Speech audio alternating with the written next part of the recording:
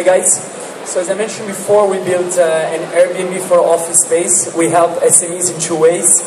Those SMEs that have extra office space, they can now sublet the extras of their offices because they are in a locked-in period of 2 to 3 years. They have no way to monetize or maximize this office space.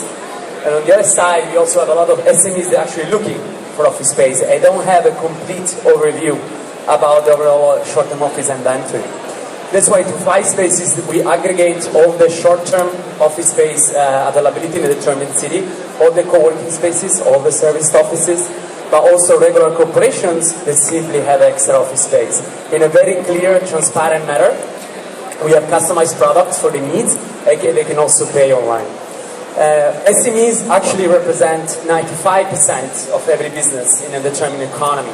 They employ 70% of the employable workforce. And interestingly enough, co-working spaces, so flexible working spaces, they will represent 25 to 30% of the total office inventory in every major city in Southeast Asia. And interestingly enough, also today, just today, Bloomberg released that Hong Kong surpassed London as the most expensive place on earth for office spaces, making basically impossible for normal SMEs to get a conventional office space. So that's what we do. These are some of the categories they can find on our platform. People can find meeting rooms for a couple of hours in all our operating cities, but also office space for 6 months or 1 year. As long as they want to fit it out, they can pay, walk in, and start producing. How it works is very simple. They select an office space through our platform, through our inventory. They can pay online for meeting rooms, but most of the time they want to visit the space for longer rent, like 6 months to 1 year. So we just lead generation for the merchants. These are just some of the tractions that we get for our merchants. We generate more than $300,000 worth of revenues for our merchants, and we help SMEs to save about 4 to 5 times that amount of money in savings and office space. We have more than 200 clients. We have been operating since 8 months, and we are operating now in 4 cities with Hong Kong coming online within 2 weeks. Our business model is very simple. We take a cut, 15 to 20% on the transaction. We raised $500,000 from Filipino tycoons and regional investors based in Singapore. These are some of our partners that you can find in our platform. We have more than 150 merchants across all our cities and more than 150,000 square meters under management. The one above are our operating cities, and the one below are the ones that are coming next online. These are the medias that have been featuring us. We are not alone. Of course, they're an American player, but we have an absolute first-moving advantage in Southeast Asia. There is no platform like us that does what we do all over Southeast Asia. These are some of the clients that we have. That's my team.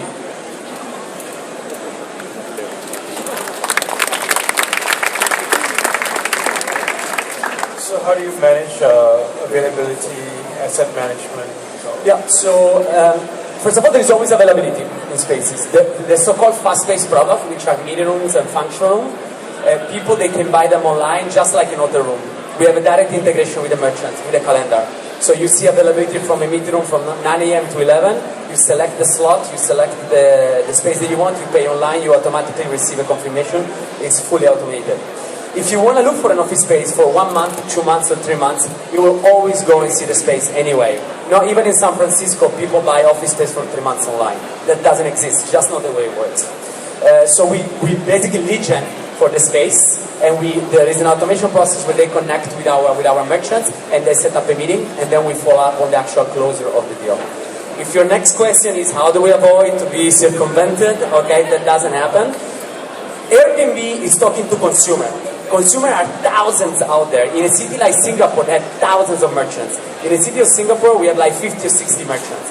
And our merchants, they value our business because they screw us once, and we found out they will never get a lead out from us anymore. So it never happened that we lost the deals because of circumventing. Actually, sometimes the very same client extends the stay, and we get a kickback on commission. It's the merchant itself coming to us and telling us, because we're going to find out anyway.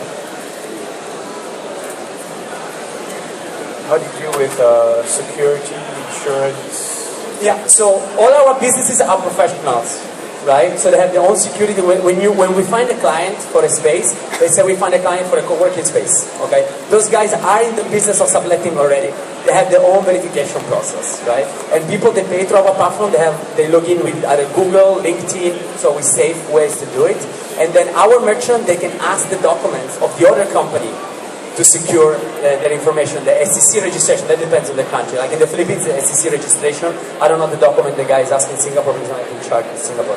But we deal in businesses with businesses. So there is no legality of consumer generating revenue from being a host and not paying taxes to the government because they cannot issue an invoice because they're not businesses. So it's a purely B2B play. So there's no liability, right? If space shuts down. Correct. The only thing we ask, if a space accepts a booking, it has to honor the booking. That's the only liability the space has. What does the unit economics look like? So you're taking 15 to 20%, right? What is the average booking value, and how much does it cost you to acquire a customer? Thank you. Because the beauty of the B2B is that we don't burn money like C2C or B2C businesses. Our average ticket size is $2,500. Our ARPU is above $400. Our CAC is less than 100. So we PC1 positive 4 times. Every time we get a client, we make 4 times our money. So what you have now is a first mover advantage. How defensible in this sense you are able to protect your turf? Yeah, so the entry barrier are not very high in this business, okay? Our inventory, we have the biggest inventory. We are the only one across Southeast Asia. So a player that starts will need to start building the inventory city by city, and that takes time. So time, it's our entry barrier for now. I know it's not that tangible, but tomorrow, HomeAway built a very successful competitor of Airbnb, right? So that's how it works. It's first time, relationship, and branding, right? Why do you think Grab, and being the pharmacy of Easy Taxi, that really hurts me, okay? How do you think Grab has first moving advantage here? They're going after the same clients. They have a true regional brand. They are successfully recognized as Southeast Asian brand for transportation. We want to be successfully recognized as an office brand for Southeast Asia. I accept any check above $2 million, no problem. Even 4 or 500, it's fine. How big is the real addressable market? Every SMEs. No. It's how many people are going to create co-working spaces? The trend of co-working, if I can just, the trend of co-working spaces is growing 10% a year in Southeast Asia. Okay. And we represent 20 to 30 the total office inventory. The Joel Embassan report. Thank you. Thank you.